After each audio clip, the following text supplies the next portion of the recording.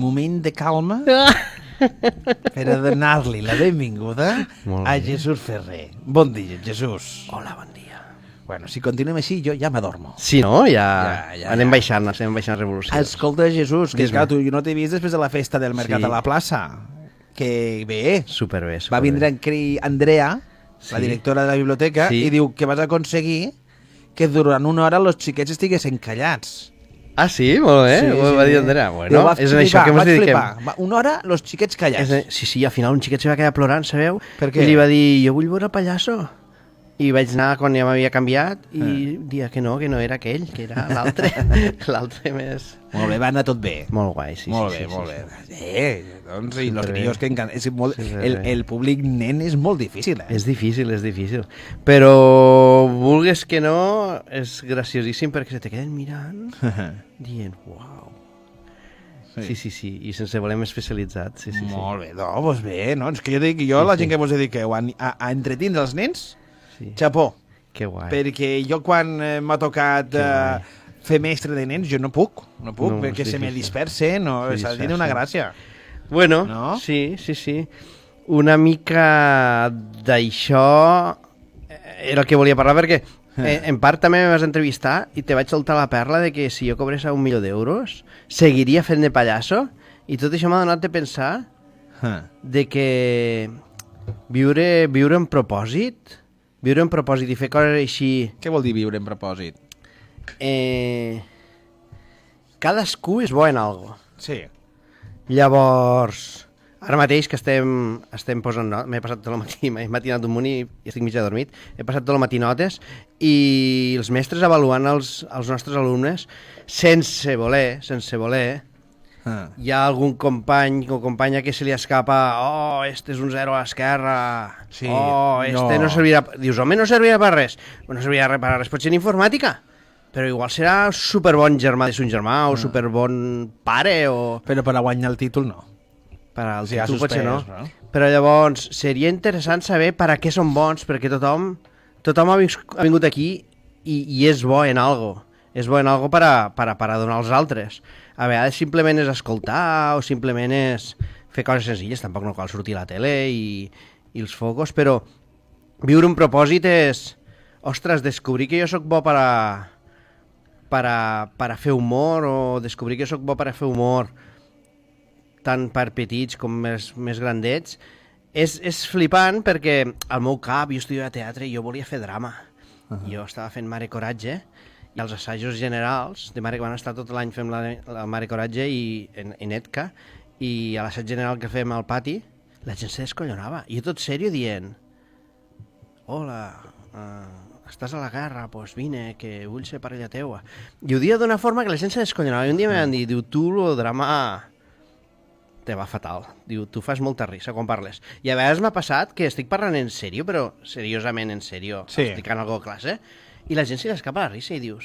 A mi m'ha passat el mateix, a mi la gent se me'n riu sempre. Pues això és que tu tens un do. Clar, el tema és... A mi la gent diu, jo estic en sèrio. I tu estàs en sèrio, no? Intentant explicar alguna cosa. Sí.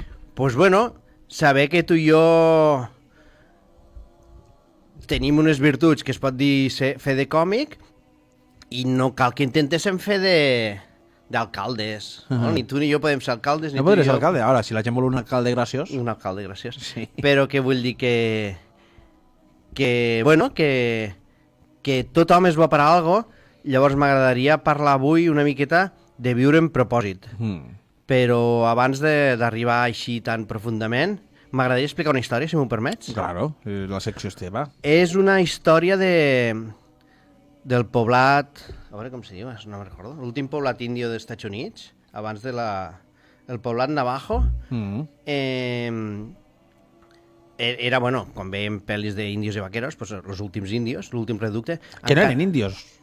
Bueno, claro, no eren índios. Los indios son los de la India. Claro. Estos eren navajos. Però igual que vam arribar a Sud-amèrica i allí ja tenien unes cultures i unes vides, vam arribar a Estats Units o al nord d'Amèrica i allí hi havia pues, el poblat navajo. Encara ara existeix, viuen molt arrelats en la natura, i hi ha una historieta d'ells, del poble navajo, que diu: tots dins de nosaltres tenim una àguila i un llop.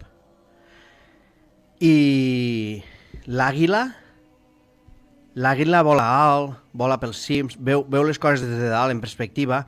També pot anar a vegades vorejant i baixar les valls, però sempre acaba pujant dalt als pics a deixar els ous i és elegant, és tranquil·la i és una forma de ser que tenim tots dins, que tots podem ser molt elegants, molt tranquils, veure les coses en perspectiva i comptar hasta 3 abans de reaccionar.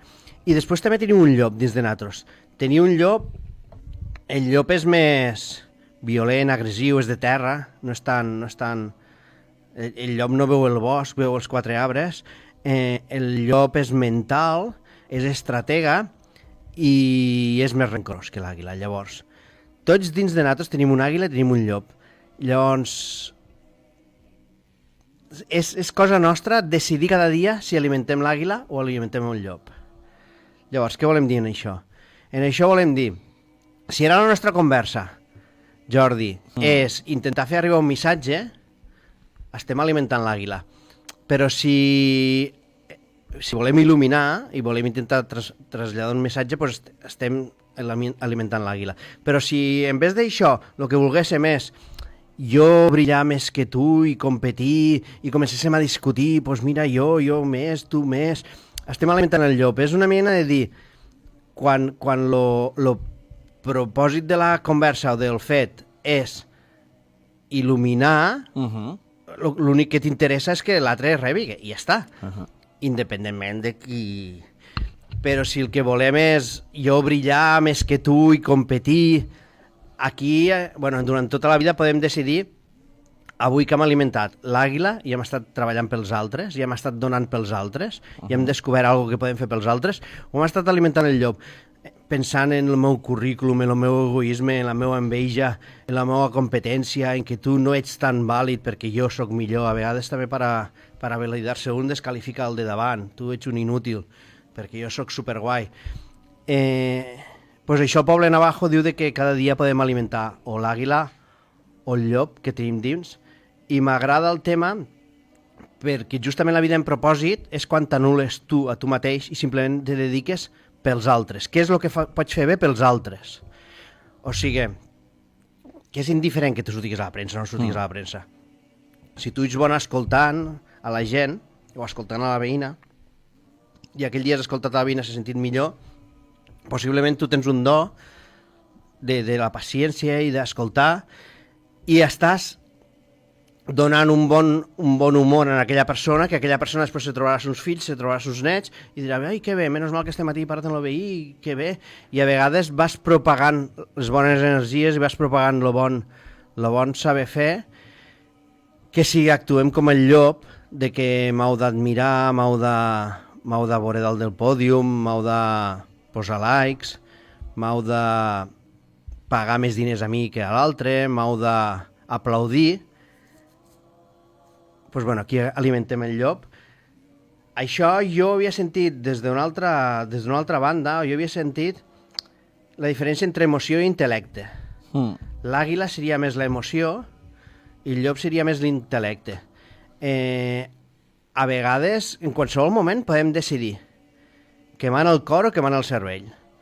I si jo el que vull és enredar-te, doncs estiré pendent mentre tu parles per a dir una cosa més guai, per a després enredar-te i fer-te entendre que sí o que no, jo que sé, et vull canviar de fer opinió, o des del cor, simplement estar bé i compartir i desitjar el millor als altres. Tot això sempre ho podem decidir. Jo havia sentit, per altra banda, la diferència entre esforçar-se o entregar-se. Esforçar-se és més de llop, és més d'intel·lecte, és més de jo m'esforço perquè vull tindre una carrera o vull presentar-me en unes ropos. I l'altre és entregar-se, que entregar-se és està passant alguna cosa, per exemple, tu fas una actuació còmica, sí. Si t'estàs entregant, t'entregues cap a remes a favor, està passant alguna cosa en aquell moment i tu remes a favor. I com que tu tens un petit do, o un gran do, perdó, de ser còmic, i si a més t'entregues al teu art, més gent disfrutarà, més gent s'ho passarà bé, més gent arribarà de bon humor a casa, més gent compartirà després a l'hora de sopar. Avui he anat a un lloc superxulo i m'han posat de bon humor. I en canvi esforçar-se va de competir, esforçar-se va de, pues jo que sé, intentar abaixar els altres per a jo pujar, intentar que em posin a mi millor sou. Jo això també ho havia sentit des de la geometria sagrada. Què és la geometria sagrada? El quadrat o l'esfera. El quadrat és més l'intel·lecte, és veure les coses quadriculades, i l'esfera és més fluir, l'esfera és més com el yin i el yang. El yin i el yang, aquell dibuix oriental, en què es veu com unes onades de blanc i negre, i les coses vas avançant de forma orgànica. Pues bueno, si ara avui toca posar notes, poso notes. Ahir va tocar dinar en un fillastre i ens va ensenyar el pis, que el tenia superbonic. Pues anem i que ens ensenyen el pis. I si cada vegada toca fer una cosa i vas a favor, però en canvi el cub és més el que a mi m'interessa, és més decidir-ho jo des del meu intel·lecte, és més esforçar-te a fer alguna que potser la situació no es va bé, no? Enredar la meva dona perquè m'acompanya no sé on i pobra al final se sent malament i va ser els dies i dir, però si jo no volia anar allí, com me vas enredar? En geometria sagrada això es diu el cub i l'esfera, i també va de decidir des de la part mental o de decidir des de l'amor. Llavors, decidir des de la part mental estem dient que és esforçar-se, que és el llop, és competir i és el cub, i viure des del cor és alimentar l'àguila, és entregar-se al que toca fer aquell dia, que pot ser més bo o més dolent, i vindrà més de gust o menys, però remar a favor. O sigui, a mi me van vindre uns senyors, me van parar uns senyors pel carrer i em van dir, somos de la iglesia Pentecostés, podemos venir a la ràdio a presentarte no sé què, i jo vaig pensar, pues sí, o sigui, serà per algo que han vingut estos senyors a mi, pues, i ma filla avui m'ha fotut bronca, i tu per què els entrevistes a estos? Pues jo què sé, me van vindre ells, que... Però és xunga esta església o què? No en tinc ni idea. Jo també vaig dir que entren. Jo també, pues bueno. Jo no sóc creient, imagina't. I ma filla diu, hi havia un munt de gent mudada pel pavelló, no sé què, i de forma com ho ha explicat, dic, sí que va dir que al maig fent una trobada de no sé què. Pues bueno, pues esta gent, o sigui, que no és que me deixa enredar, o sí, sinó que si algú te demana un favor, pues ostres, serà per algo. Aquell senyor ve i te demana un favor, ni que sigui un autèntic desconegut, tenim un amic en comú. Pues remar a favor. Llavors jo demanaria a la gent que decidigués a menys amb el cap i més amb la intuïció i amb l'art, i que trobés la seva passió, que trobés el seu propòsit. Tots han vingut aquí en esta vida amb un propòsit, i el propòsit ve de l'amor, ve del servei cap als altres, ve de què puc fer jo per la meva societat, què puc fer jo pels empostits, què puc fer jo pels meus alumnes, què puc fer jo per meus fills, què puc fer jo per la meva dona, què puc fer jo pels meus amics. Pues tot el que pugui fer, alimentar l'àguila, i al final del dia poder dir, ostres, avui he estat una mica despistat i he alimentat el llop perquè he estat pensant en el meu orgull, el número que tinc a la borsa, i tinc que competir perquè a veure qui són els 3 que hi han per dalt de mi, perquè ara hem de repartir feines. Pues no passa res. Si estàs parlant de les oposicions. Per exemple, la borsa d'interins de professors. Si aquell dia he pensat una miqueta massa en mi, pues bueno, no passa res, tots som mortals, evidentment tots hem vingut aquí a viure una experiència humana, però a poder ser demà intentar fer alguna pels altres. I al fer alguna pels altres és alimentar l'àguila, fer alguna pels altres és nedar a favor del que t'estigui passant, que te venen uns senyors i te demanen un favor. Pues jo què sé, pues si no... També me van dir, estos senyors me van dir, ¿y tú conseguirías que me dejaran un programa de radio para nosotros cada día? Habla con la regidora, li vaig dir, a mi no m'explica. O sigui que tampoc no és... però deixar-li 12 minuts d'espai, pues no vaig creure que fora tan necessari, per molt que jo tingués moltes ganes de parlar dels meus temes.